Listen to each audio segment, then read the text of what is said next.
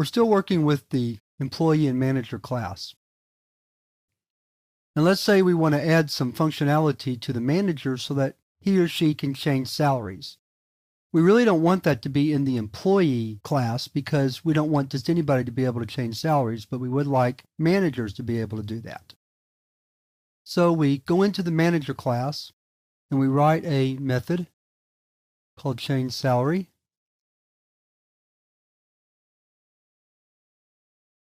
Where we simply write salary is equal to amount, and that's amount is the parameter given to the method. And that looks like an easy enough method to implement, so we save it. Then we want to compile the class before we test it. Whoops, and we see we have an error. Salary has private access in employee.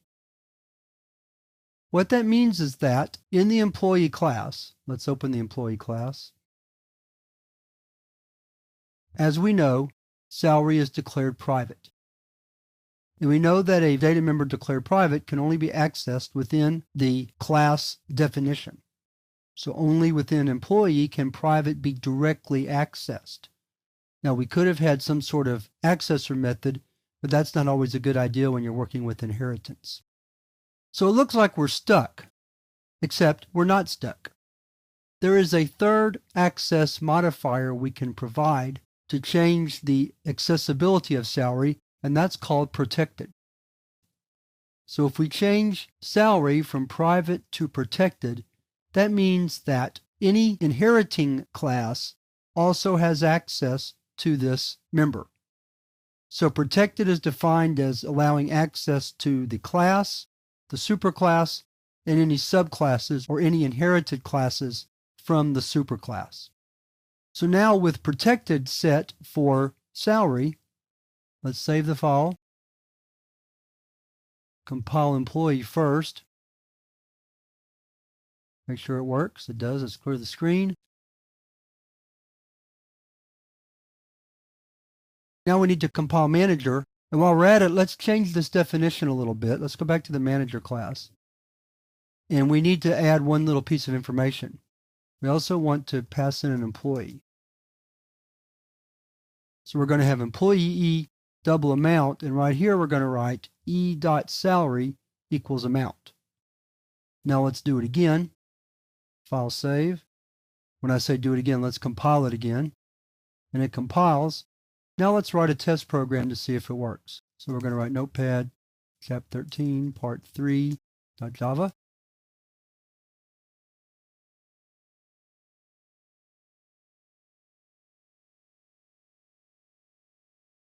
Then public static void main.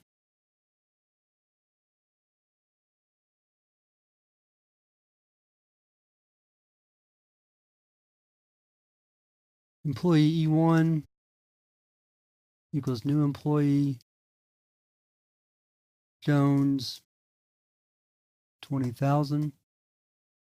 And we need a manager object. Manager M1 equals new manager Smith 40,000 IT. And let's display employee information.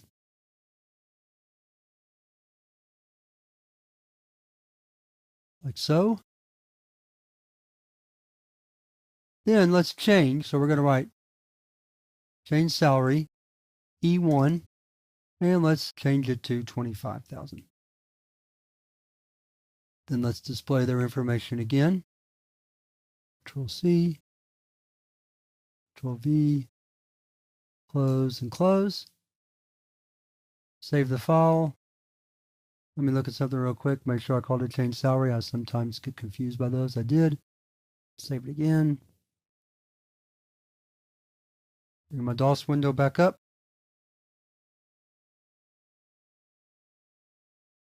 Part 3.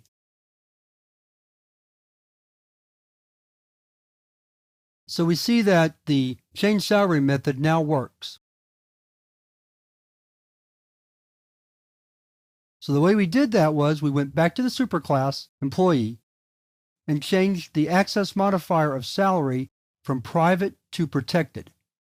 And by making it protected, we're now saying that the superclass and any subclass or any inherited classes now have direct access to salary, which makes it a little bit easier to work with the data member rather than having to work through indirect access methods such as setters and getters.